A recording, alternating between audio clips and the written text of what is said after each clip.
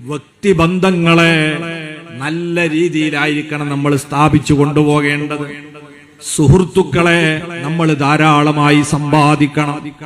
അഷ്റഫുൽ ഖൽഖ് സ്വല്ലല്ലാഹു അലൈഹി വസല്ലം പറയുന്നുണ്ട്, മൻ ആഖാ ഫില്ലാഹി അഖൻ റഫഅഹുല്ലാഹു ദറജതൻ ലാ യനാലുഹാ ബിശൈഇൻ മിൻ അമലിഹി.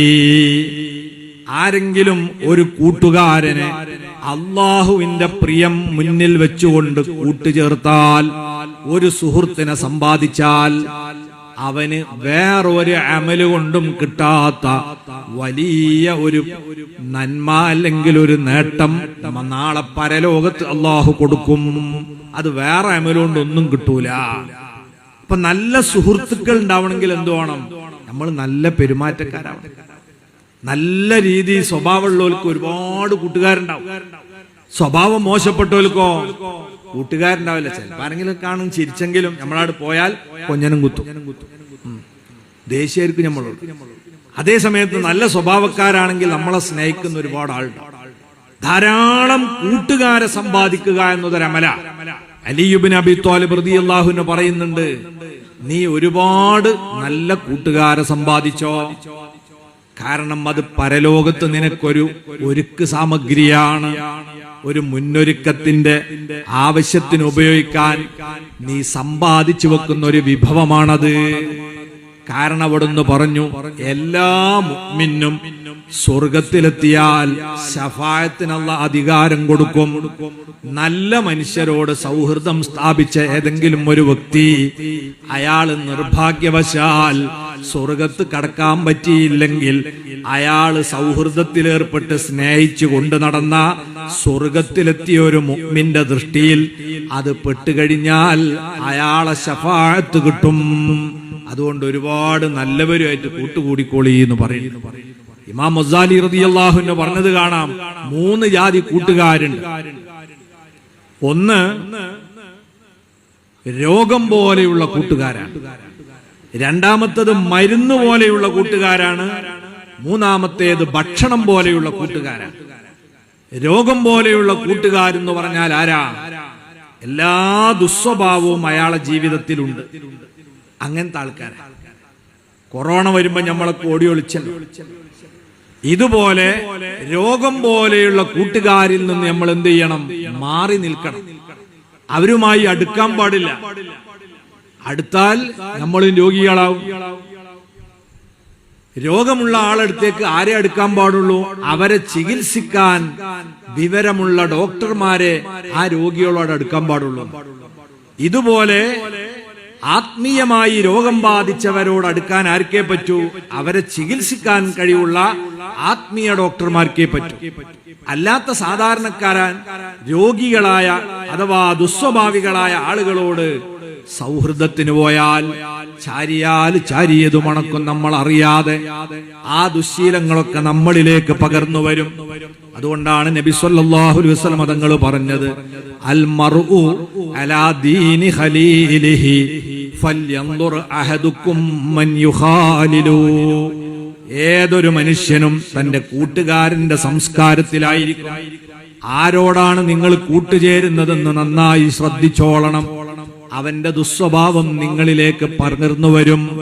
മക്കളൊക്കെയും അങ്ങനെ വഴിതെറ്റിപ്പോകുന്നത് അവരെ കൂട്ടുകെട്ട് മോശമാകുന്നത് കൊണ്ടാണ്. അത് രക്ഷിതാക്കള് ജാഗ്രതയോടെ ശ്രദ്ധിക്കണം. കുട്ടികൾക്കൊക്കെ കൂട്ടുകൂടാൻ അതിയായ താല്പര്യമുണ്ടാവും. അതിനെ പാടെ നിരാകരിക്കുന്നത് ബുദ്ധിയല്ല. സാമൂഹ്യ ജീവിയായ മനുഷ്യന് പ്രകൃതിപരമായ അല്ലാഹ് തരുന്ന ഒരു ബോധമാണ് കമ്പനി കൂടാനുള്ള താല്പര്യം. അതിനെ തടഞ്ഞു വെച്ച് നമ്മൾ വീട്ടിൽ കുട്ടികളെ അടക്കിയിരുത്തി ഒരിക്കലും പുറത്തു പോകരുതെന്ന് പറഞ്ഞാൽ അവൻ സാമൂഹ്യ ബോധമുള്ളവനാകൂല. അപ്പൊ നമ്മൾ ചെയ്യേണ്ടത് എന്താണ്? നല്ലവരുമായി കൂടിച്ചേരാൻ ഈ കുട്ടികൾക്ക് സൗകര്യം ചെയ്തു കൊടുക്കുകയാണ് വേണ്ടത്. അതിനാണ് നമ്മളെ ഉസ്താദുമാര് വിദ്യാർത്ഥികൾക്ക് വേണ്ടി സംഘടനാ സംവിധാനം ഒരുക്കിയത്. ആ കൂട്ടായ്മയിലാണോ നമ്മളെ മക്കളെ ചേർക്കുന്നതെങ്കിൽ അവരുടെ കൂട്ടുകൂടാനുള്ള ദാഹം ശമിക്കുകയും വഴി തെറ്റാതെ തന്നെ അവർക്ക് പ്രവർത്തിക്കാനുള്ള അവസരം ലഭിക്കുകയും ചെയ്യും. അങ്ങനെ നല്ലവരോട് കൂട്ടുചേരണം, മോശപ്പെട്ടവരോട് കൂട്ടുചേരരുത്. രോഗം പോലെയുള്ള കൂട്ടുകാർ അപകടം ചെയ്യും. രണ്ടാമത്തത് മരുന്ന് പോലെയുള്ള കൂട്ടുകാരാണ്. മരുന്ന് നമ്മൾ എന്തിനാ ഉപയോഗിക്കുക? രോഗം വരുമ്പോ മാത്രം. അതിന്റെ ഭക്ഷണം പോലെ പള്ളർച്ച് തിന്നൂല, അതിനൊരു ഡോസ് ഉണ്ട്, ചെറിയൊരു ഗുളിക രാവിലെ, ഉച്ചക്ക് അതിന്റെ ഒരു പൊട്ട് അല്ലെ, കുറച്ച് ആ ഡോസ് അനുസരിച്ച് അത് പറ്റും. ഇതുപോലുള്ള കൂട്ടുകാരുണ്ട് എന്ന് പറഞ്ഞ ആരെ പറ്റിയാ? അത് എല്ലാ വിഭാഗത്തിലും പെട്ട നല്ല മനുഷ്യന്മാരുമായി. നേരത്തെ പറഞ്ഞ രോഗമുള്ളവരല്ല, രോഗത്തിൽ ഏറ്റവും വലിയാണ് വിദേഹത്ത്, അവരുമായി നമുക്ക് സമ്പർക്കമില്ല. അതല്ലാത്ത മാനുഷിക മൂല്യങ്ങളൊക്കെ ഉയർത്തിപ്പിടിക്കുന്ന നല്ല സ്വഭാവമുള്ള എല്ലാ മനുഷ്യരോടും ഒരു ചെറിയ സൗഹൃദം നമുക്ക് ഉണ്ടാവണം. അതിൽ ജാതിയും മതമൊന്നുമില്ല, എല്ലാ മതത്തിലും പെട്ട ആളുകളോട് ഒരു സ്നേഹമുണ്ട്. അത് മരുന്നിന്റെ ഗുണം ചെയ്യുമെന്നാണ്. മരുന്നിന്റെ ഗുണം ചെയ്യും. നമ്മളൊരു ഇലക്ഷനിൽ മത്സരിക്കാനൊക്കെ നിൽക്കുകയാണെങ്കിൽ എല്ലാരും വോട്ടിട്ടണമെങ്കിൽ എന്തുവാണോ? എല്ലാരോടും ഒരു ലോകത്തിൽ. നമ്മളെ വീട്ടിലൊരു കല്യാണം നടത്താൻ അതൊക്കെ ഗംഭീര വിജയമാവണമെങ്കിൽ എല്ലാരോടും നല്ല കേൾക്കുമ്പോഴാണ് എല്ലാരും ഒന്ന് ഒത്താശ ചെയ്യുക. ഇങ്ങനെ നമുക്ക് എന്തെങ്കിലും ഒരു പ്രശ്നം ഉണ്ടാകുമ്പോ എല്ലാരും സഹായിക്കണമെങ്കിൽ എല്ലാരോടും നല്ല സ്വഭാവം. അപ്പൊ ഒരു രോഗം വരുമ്പോ പിന്നെ മരുന്ന് കഴിക്കാൻ നമ്മൾ ശ്രമിക്കുന്നത് പോലുള്ള ഉപകാരം ഈ സൗഹൃദം കൊണ്ട് നമുക്ക് കിട്ടും. അങ്ങനെ എല്ലാവരോടും ഒരു സൗഹൃദ വലയം ഉണ്ടാകും. മൂന്നാമത് പറഞ്ഞത് ഭക്ഷണം പോലെയുള്ള കൂട്ടുകാരാണ്. ഭക്ഷണത്തിന്റെ പ്രത്യേകത എന്താ? അത് എല്ലാ ദിവസവും നമുക്ക് ആവശ്യമുള്ള മരുന്ന് പോലെയല്ല. അത് രോഗം വരുമ്പോൾ മാത്രം മതി. ഭക്ഷണം എന്നും വേണമല്ലോ. മാത്രമല്ല ദുന്യാവിലും ഭക്ഷണമുണ്ട്, ആഖിറത്തിലും ഭക്ഷണമുണ്ട്. അപ്പൊ ദുന്യാവിലേക്കും ആഖിറത്തിലേക്കും ആവശ്യമുള്ള കൂട്ടുകാരാണ്. അതോടൊപ്പം തന്നെ എല്ലാ ദിവസവും നമുക്ക് വേണ്ട കൂട്ടുകാരുമാണ്. അത്തരത്തിലുള്ള കൂട്ടുകാരാരാണ്? അത് അല്ലാഹുവിനെ പ്രിയം വെക്കുന്ന, അവന്റെ ഹബീബിനെ പ്രിയം വെക്കുന്ന എല്ലാ സ്വാലിഹീങ്ങളായ മനുഷ്യരോടും നമുക്കൊരു സൗഹൃദം ഉണ്ടാവണം.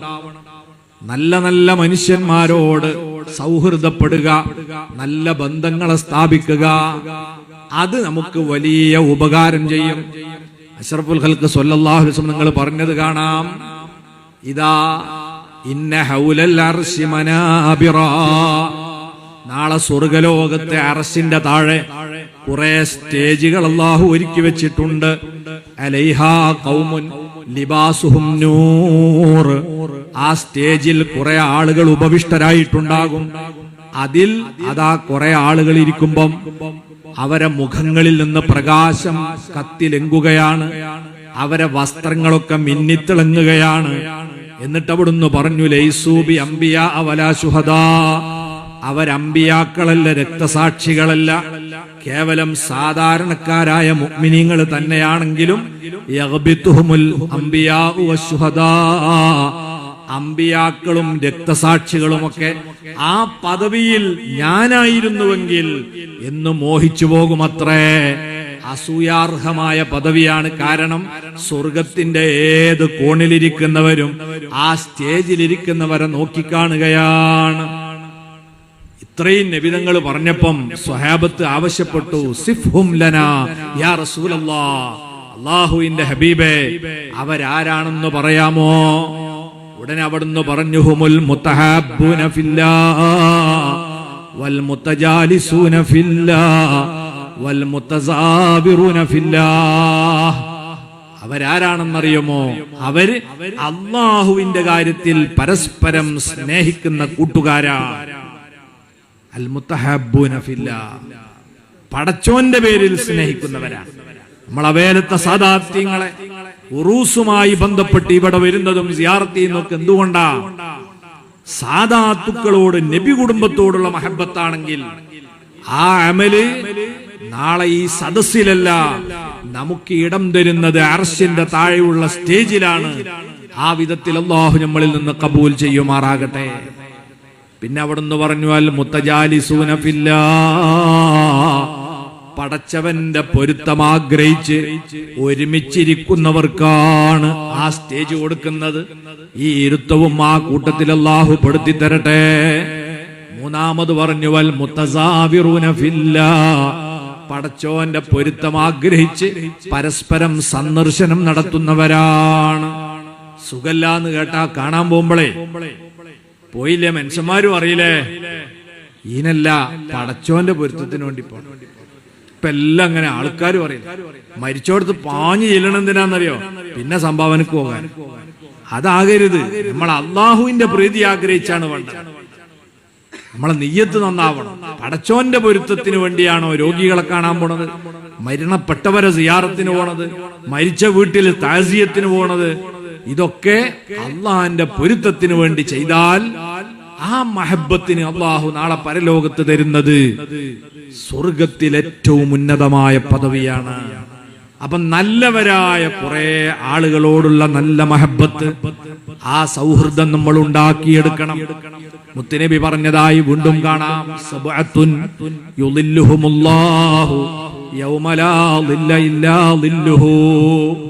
അല്ലാഹു ഇട്ടുകൊടുക്കുന്ന തണലല്ലാത്ത മറ്റൊരു തണലും ലഭിക്കാത്ത നാളെ മഹ്ശറിയിലെ 7 വിഭാഗത്തിന് അല്ലാഹു അർശിന്റെ തണൽ കൊടുക്കുമെന്ന് പറഞ്ഞു. അതിലൊരു കൂട്ടരാരാ? വറജുലാനി തഹബ്ബാ ഫില്ലാഹ്. പടച്ചവന്റെ കാര്യത്തിന് വേണ്ടി പരസ്പരം സ്നേഹിച്ച 2 സുഹൃത്തുക്കളാണ്. നിങ്ങൾ സൗഹൃദ ബന്ധത്തിന് വലിയ കൂലിയാണ്. പക്ഷേ അത് ദീനിന്റെ പേരിൽ, അള്ളാഹുവിന്റെ പേരിലാണെങ്കിൽ അതിന് വലിയ പ്രതിഫലമുണ്ട്. അർശിന്റെ തണൽ നൽകി ആദരിക്കുന്ന കൂട്ടത്തിലാണ് അവർ ഉൾപ്പെടുക. അള്ളാഹു നമ്മളെയും ആ കൂട്ടത്തിൽ പെടുത്തി തരുമാറാകട്ടെ. ആ സൗഹൃദം എന്ന് പറഞ്ഞാൽ പറയാൻ എളുപ്പമുള്ളതാണ്, പ്രയോഗവൽക്കരിക്കാൻ വലിയ ബുദ്ധിമുട്ടാണ്. എങ്ങനെ ആയിരിക്കണം 2 കൂട്ടുകാരുടെ സ്വഭാവം? നബി സല്ലല്ലാഹു അലൈഹി വസല്ലം നിങ്ങൾ പറഞ്ഞു, മസലുൽ അഖ്വൈനി മിസ്ലുൽ യദൈൻ. 2 സുഹൃത്തുക്കളുടെ ഉപമ 2 കൈകൾ പോലെയാണ്. എന്താ 2 കൈകളുടെ പ്രത്യേകത? തുഗ്സിലു ഇഹ്ദാഹുമൽ ഉഖ്റാ. ഒരു കൈ മറ്റേ കൈയിനെ അങ്ങോട്ട് കഴുകി കൊടുക്കുന്നു, ആ കൈ തിരിച്ച് ഇങ്ങോട്ടും കഴുകി കൊടുക്കുന്നു. കൂട്ടുകാര് അങ്ങോട്ടും ഇങ്ങോട്ടും സഹായിക്കണം. ഒരുത്തന്റെ കൂടെ കൂടിയിട്ട് പരമാവധി ഓന്റെ ഇങ്ങോട്ട് പറ്റാൻ വേണ്ടി ഓന്റെ കൂടെ കൂടലല്ല, നമ്മളുടെ അങ്ങോട്ടും കൊടുക്കണം, അവിടെ ഇങ്ങോട്ടും വാങ്ങണം. അങ്ങനെയാണ് കൂട്ടുകാരുണ്ടാകുക. കൊണ്ടും കൊടുത്തും സഹകരിച്ചുകൊണ്ട് പോകണം. ഇത് സാമ്പത്തിക കാര്യത്തിലെ വേഗം പ്രകടമായ ഒരാള് യാത്ര പോവാണ്, ബസ് കയറാൻ പോവാണ്, കൂട്ടുകാരനുണ്ട്. ചില ആൾക്കാർക്ക് സമ്പത്തിന്റെ കാര്യത്തിൽ 3 സ്വഭാവക്കാരാണ്. ചില ആൾക്കാരെന്താ ചിന്തിക്കുക? എന്റെ ചെലവിലായിരിക്കണം എന്റെ കൂടെ പോരുന്നോലൊക്കെ. അങ്ങനെ വാശിയുള്ള ചില മുതലാളിമാരുണ്ട്, ചില അജിയന്മാരൊക്കെ. ഓലെ കൂടെ യാത്ര പോയാൽ ബസ്സിന്റെ പൈസ മൂപ്പരല്ലാതെ കൊടുത്താൽ മൂപ്പര് തെറ്റും. ചായന്റെ മുക്കാലും മൂപ്പരിന് കൊടുക്കണം, എന്തേലും വാങ്ങി അതൊക്കെ അയാൾ തന്നെ കൊടുക്കണം, അല്ലേ വാശിയ. അങ്ങനത്തെ അപൂർവം ജൻസുകൾ ഉണ്ടാവും. 2ാമത്തെ ഐറ്റംസ് ഇതിന്റെ നേരെ എതിരാ. എന്റെ ഒരു 10 പൈസ വേറൊരാൾക്ക് നമ്മൾ കൊടുക്കൂല, പരമാവധി മറ്റങ്ങോട്ട് വസൂലാക്കും. അങ്ങനത്തെ ചിന്ത പോലും. ശരിയായ കൂട്ടുകാരാരാ? മിസ്ലുൽ യദൈൻ. ബസ്സിന്റെ പൈസ ആചാര്യ കൊടുത്താൽ ചായന്റെ മുക്കാൽ നമ്മൾ കൊടുക്കും. അതാ മിസ്ലുൽ യദൈൻ. അങ്ങോട്ടും ഇങ്ങോട്ടും വേണം, അല്ലാതെ ഏകപക്ഷീയമായി ഒരുത്തിന്റെ ഇങ്ങനെ ഊറ്റി പോലല്ല. ഇത് എന്നും നിലനിൽക്കണ ബന്ധമല്ല. അവർക്കിടയിൽ പരസ്പരം സ്നേഹം ഉണ്ടാവില്ല. ഇവനെന്നെ വെറുപ്പാവില്ലേ, ഓനെ പറ്റൂല, കൂട്ടുകാരനാക്കാൻ പറ്റൂല എന്നാവും. അപ്പൊ ഈ സൗഹൃദം എന്ന് പറഞ്ഞാൽ നമ്മളിങ്ങനെ തൊള്ളോണ്ട് വരെ എളുപ്പമാണ്, കൊണ്ടുപോകാൻ പ്രയാസം എന്നാ ഞാൻ പറയണത്. മാത്രല്ല നബി സല്ലല്ലാഹു അലൈഹി വസല്ലം പറഞ്ഞു, ലാ യുഅ്മിനു അഹദുക്കും ഹത്താ യുഹിബ്ബ ലി അഖീഹി മാ യുഹിബ്ബു ലി നഫ്സിഹി. നിങ്ങളുടെ ആരുടെയും ഈമാൻ സമ്പൂർണ്ണമാകൂല ഏതുവരെ നിങ്ങൾക്ക് ഇഷ്ടപ്പെടുന്നത് നിങ്ങളെ സഹോദരന് നിങ്ങൾ ഇഷ്ടപ്പെടാത്ത കാലത്തോളം. ബസ് കയറി ആകെ ഒരു സീറ്റാണുള്ളത്, അത് നമുക്ക് നല്ല താല്പര്യമുണ്ട് ഇരിക്കാൻ. എന്നാ എന്ത് ചെയ്യണം? അത് കൂട്ടുകാരന് കൊടുക്കാൻ കഴിയണം. അവിടെയാണ് നമ്മളെ സൗഹൃദം ഉണ്ടായത്. ഒരാള് 2 മാങ്ങ തന്നു, ഒന്ന് നല്ല പഴുത്ത് മൂത്ത് പാകമായതാ, ഒന്നൊരു കുരുന്നുവാണ്. ഇത് നിങ്ങൾ 2 കൂടി എടുത്തോളി പറഞ്ഞ എന്റെ കയ്യിൽ തന്നാ ഞാൻ എന്തേക്കും ചെയ്യാ? പഴുത്ത് തൊടുത്ത് ഞാൻ എടുത്ത് മറ്റേനെ കൊടുക്കുക? അത് പോരാ. നമുക്ക് ഇഷ്ടപ്പെടുന്നത് കൂട്ടുകാരന് കൊടുക്കാനുള്ള മനസ്സുണ്ടാവണം. നമ്മളെ മകന് നല്ലൊരു വിസ കിട്ടി എന്ന് പറഞ്ഞാൽ അതേപോലെ തന്നെ നമ്മളെ അയൽവാസിക്ക് കിട്ടണമെന്ന് നമുക്ക് മനസ്സ് ഉണ്ടാവണം. മറ്റോൻ ഇത്ര ഉണ്ടാവരുത്, എനിക്ക് അത്ര കച്ചവടമുണ്ട്, അതേപോലെ കച്ചവടം മറ്റോൻ ഉണ്ടാകരുത് എന്നാണോ നമ്മളെ മനസ്സ്? നമ്മൾ യഥാർത്ഥ കൂട്ടുകാരല്ല. നമ്മൾ നമുക്ക് ഇഷ്ടപ്പെടുന്നതെല്ലാം നമ്മളെ സുഹൃത്തിനും കിട്ടട്ടെ എന്ന് ആഗ്രഹിക്കുന്നവരാകണം. അതെല്ലാ കാര്യത്തിലും, ദീന്റെ കാര്യത്തിലും ആഖിറത്തിന്റെ കാര്യത്തിലും ഒക്കെ അങ്ങനെയാണ്. വടകരയിലുണ്ടായിരുന്നു നമ്മളെ കൈനാട്ടി അബ്ദുറഹ്മാൻ ഹാജി, അല്ലാഹു അദ്ദേഹത്തിന്റെ ഖബർ പ്രകാശിപ്പിക്കുമാറാകട്ടെ. വലിയൊരു നല്ല ഔദാര്യവാനായ മനുഷ്യനായിരുന്നു. അദ്ദേഹത്തിന്റെ അടുത്ത് ആരെങ്കിലും കലക്ഷന് ചെന്നാൽ അദ്ദേഹം നല്ല സംഖ്യ കൊടുത്തിട്ട് പറയും, എന്റെ അനുജനുണ്ട് അസീസ് ഹാജി, അയാളെ അടുത്തൊന്ന് പോണട്ടോന്ന്. സാധാരണ നമ്മളൊക്കെ എന്താ, ഇത് ഞങ്ങളെ കുടുംബത്തിന് മൊത്താട്ടം ഇവിടുന്ന് ഈ ഏരിയയിലൊന്ന് പിരിച്ചണ്ട പോയിക്കോളായിട്ട് അല്ലേ. ഓരോരുത്തരുടെ ഖബറിലെ പോവാ. അബ്ദുറഹ്മാനെ ചിന്തിക്കണം എന്താ അറിയോ, ഞാൻ പോണ സ്വർഗത്തിൽ ആരും ഉണ്ടാവണം, എന്റെ അനുജനും ഉണ്ടാവണം. അതുകൊണ്ട് അനുജനോട് നിങ്ങൾ വാങ്ങണേ. ഇതാണ് ശരിയായ മനസ്സ്. അല്ലാതെ ഒരുത്തനാട് കൊടുത്ത് ഞാൻ ആരോടും നിങ്ങൾ വാങ്ങണ്ട, നിങ്ങളെ കുടുംബത്തിന്റെ മൊത്ത എന്ന് പറഞ്ഞിതെങ്കിലും ഒഴിവാക്കിയെടുക്കുക എന്നതല്ലേ നമ്മളെ ചിന്ത. അപ്പൊ നമ്മൾ ശരിയായ ഈമാനുള്ളവരാണെങ്കിൽ കൂട്ടുകാരോട് മാന്യമായി നമ്മൾ പെരുമാറണം. അതിനൊക്കെ ഇസ്ലാമില് പല നിബന്ധനകളും രീതിശാസ്ത്രങ്ങളൊക്കെ ഉണ്ട്. ഒരു സുഹൃത്തിനെ കാണുമ്പോൾ പുഞ്ചിരിച്ചുകൊണ്ട് അയാളെ അഭിമുഖീകരിക്കണം. ലാ തഹ്ഖിറന്ന മിനൽ മഅറൂഫി ശൈആ വലൗ അൻ തൽഖാ അഖാക ബിവജ്ഹിൻ ത്വലീഖ്. ശറഇന്റെ നിയമങ്ങളെ ഒന്നും നിങ്ങൾ ചെറുതായി തള്ളിക്കളയരുത്. സുഹൃത്തിനെ പ്രസന്നവദനായി അഭിമുഖീകരിക്കുക എന്നതുപോലും ചെറിയ കാര്യമായി കാണരുത്. ഒന്ന് പുഞ്ചിരിച്ചേക്ക, വലിയ സന്തോഷം ഉണ്ടാവും അയാൾക്ക്. ഒരു ചായ വാങ്ങിക്കൊടുത്ത, ജ്യൂസ് വാങ്ങിക്കൊടുത്ത സന്തോഷ വെറുതെ ഒന്ന് മുഖത്ത് നോക്കി ചിരിച്ചാൽ ഇനി നമുക്ക് സാധിക്കണം. എല്ലാവർക്കും ഒന്നും കഴിയൂല. AP ഉസ്താദ് അതിലൊക്കെ നമുക്ക് മാതൃകയാണ്. നൂറുകണക്കിന് ആളുകൾ ആ ഹളറത്തിൽ വന്നാൽ എല്ലാവർക്കും ഒന്ന് മോൻ കൊടുക്കും അല്ലെ. വേറെ ആർക്കും അതിന് സാധിക്കാറില്ല. എത്ര ശ്രമിച്ചാലും കഴിയാറില്ല. നമ്മളെങ്ങനെ വയലു പറഞ്ഞാലും ആളെ കാണുമ്പോ മുഖത്ത് നോക്കാൻ കഴിയില്ല. അതൊരു വല്ലാത്ത സിദ്ധിയാണ്. സ്വഹാബത്ത് പറഞ്ഞിട്ടുണ്ട്, നബി സല്ലല്ലാഹു അലൈഹി വസല്ലം ഗുണം, അവിടുന്ന് വല്ലതും സംസാരിക്കുകയാണെങ്കിൽ ഞങ്ങൾ ഓരോരുത്തർക്കും തോന്നും എന്നെയാണ് അഭിമുഖീകരിക്കുന്നത്, എന്നോടാണ് പറയുന്നത്. കാരണം എല്ലാരും അവിടുന്ന് ശ്രദ്ധിച്ചു നോക്കും. ആരെങ്കിലും ശ്രദ്ധിക്കാത്തവരുണ്ടെങ്കിൽ ഓല പ്രത്യേകം ശ്രദ്ധിപ്പിക്കും. പിന്നെ ഓല പേരൊന്നെടുത്ത് പരാമർശിക്കും. അങ്ങനെ എല്ലാവർക്കും മുഖം കൊടുത്തുകൊണ്ടാണ്, പുഞ്ചിരിച്ചുകൊണ്ടാണ് നോക്കുക. സ്വഹാബത്ത് പറയുന്നത്, അള്ളാഹിന്റെ റസൂലിനെ ഞങ്ങൾ മനസ്സിൽ ഓർക്കുകയാണെങ്കിൽ വക്കാന റസൂലുള്ളാഹി സ്വല്ലല്ലാഹു അലൈഹി വസല്ലം മുതബസ്സിമ, പുഞ്ചിരിക്കുന്ന മുഖമല്ലാതെ പ്രവാചകനെ കുറിച്ച് ഓർക്കുമ്പം മനസ്സിൽ പതിഞ്ഞ വേറൊരു മുഖം ആർക്കില്ല. കാരണം അവിടുത്തെ അക്സർ ഹാലു ഏതാ, പുഞ്ചിരിച്ചുകൊണ്ടാണ്. അപ്പൊ ആ ചിത്രാണ് സ്വഹാബത്തിന്റെ ഒക്കെ മനസ്സിലുള്ള. ചൂടാകുന്ന ഗൗരവത്തോടെ പെരുമാറുന്ന ഒരു ചിത്രം നബിതങ്ങളെ കുറിച്ച് സ്വഹാബത്തിന്റെ മനസ്സിൽ പതിഞ്ഞിട്ടില്ല. ഇത് നമ്മൾ വീട്ടിന്റെ അകത്തും വേണം, ഭാര്യമാരെ മുമ്പിൽ വേണം, ഭർത്താക്കന്മാരെ മുമ്പിൽ വേണം, മക്കളെ മുമ്പിൽ വേണം. അവരോടൊക്കെ പുഞ്ചിരിക്കാനും അതേപോലെ തന്നെ മുസാഫഹത്ത് ചെയ്യാനും നമുക്ക് കഴിയണം. അല്ലാഹുവിന്റെ ഹബീബ് പറഞ്ഞു, തസാഫഹു, നിങ്ങൾ മുസാഫഹത്ത് ചെയ്യുക. അതിന്റെ ഗുണമെന്താണ്? തുദ്ഹിബുൽ ഗില്ലാ. മുസാഫഹത്ത് എന്ന് പറയുന്ന പ്രവൃത്തി മനസ്സിന്റെ ഉള്ളിൽ നിന്ന് ഈറയും പോരുമൊക്കെ പോക്കിക്കളയും. വിദ്വേഷങ്ങളിലെ ആൾക്കാരെ ഇതൊക്കെ പോകാൻ ഏറ്റവും നല്ല മരുന്നാണ് മുസാഫഹത്ത്. ഭാര്യയും ഭർത്താവും ഒക്കെ ഇങ്ങനെ അകന്നകന്നു പോവാണ്. പ്രായമാവും തോറും അകൽച്ച കൂടി അല്ലേ. ആദ്യമൊക്കെ ഒരു റൂമിലേനി കടന്നത്, പിന്നെ അവിടെ നിന്ന് ഇറങ്ങി താഴെ കടന്ന്, പിന്നെ അപ്പുറത്തെ റൂം മാറി, പിന്നെ ഓള് മേലെ താഴെ റൂമിൽ പോയി, ഇങ്ങനെ അകന്നകന്നു പോവാ. വലിയ ലോകിയൊന്നുമില്ല. എപ്പോഴെങ്കിലും ഒക്കെ കാണുമ്പോ ഒന്ന് പരിചയപ്പെടാ, ഇവിടെ ഉണ്ടായിരുന്നില്ല എന്നൊക്കെ പറയും. അങ്ങനെ ദൂരം പോകരുത്. ഈ അടുപ്പം കൂടാൻ എന്ത് ചെയ്താൽ മതി? ഒന്ന് മുസാഫഹത്ത് എല്ലാ ദിവസവും പൊരക്കെല്ലുമ്പോളേ അസ്സലാമു അലൈക്കും എന്നൊന്ന് കൈ പിടിച്ചു നോക്കി. നിങ്ങള് നല്ല അടുപ്പുണ്ടാവും. ഭാര്യ ഭർത്താക്കന്മാരും തമ്മില്, സുഹൃത്തുക്കൾ തമ്മിൽ നല്ല ഇണക്കമുണ്ടാകും. പണ്ടൊക്കെ നിങ്ങളറിയില്ല, തെറ്റിയോലൊക്കെ നന്നാക്കൽ എങ്ങനെ കയ്യാട് പിടിപ്പിച്ചത്. അത് മനഃശാസ്ത്രപരമായും ശരീരശാസ്ത്രപരമായും ഒക്കെ ഉപകാരമുള്ള സംഗതിയാണ്. മുസാഫഹത്തിലൂടെ ഹൃദയത്തിലേക്ക് സ്നേഹത്തിന്റെ വെളിച്ചം കടന്നു ചെല്ലും. അതുവഴി വിദ്വേഷവും പകയും വെറുപ്പും ഒക്കെ ഒലിച്ചിറങ്ങിപ്പോകും. അത് നബി സല്ലല്ലാഹു അലൈഹി വസല്ലം കൂടി പഠിപ്പിച്ച ആശയമാണ്. അങ്ങനെയുള്ള നല്ല പെരുമാറ്റങ്ങൾ വേണം.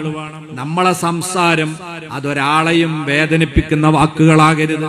എല്ലാ വെള്ളിയാഴ്ചയും നമ്മളോട് പ്രത്യേകം മിമ്പറിൽ വെച്ച് ഖതീബ് ഓർമ്മിപ്പിക്കാറുണ്ട്, യാ അയ്യുഹല്ലദീന ആമനുത്തഖുല്ലാഹ വഖൂലൂ ഖൗലൻ സദീദാ.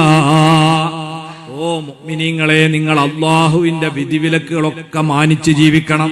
എല്ലാം അതിൽ പെട്ടു. പ്രത്യേകിച്ചൊരു കാര്യം എന്ന് പറഞ്ഞ് പറയണത് എന്താ?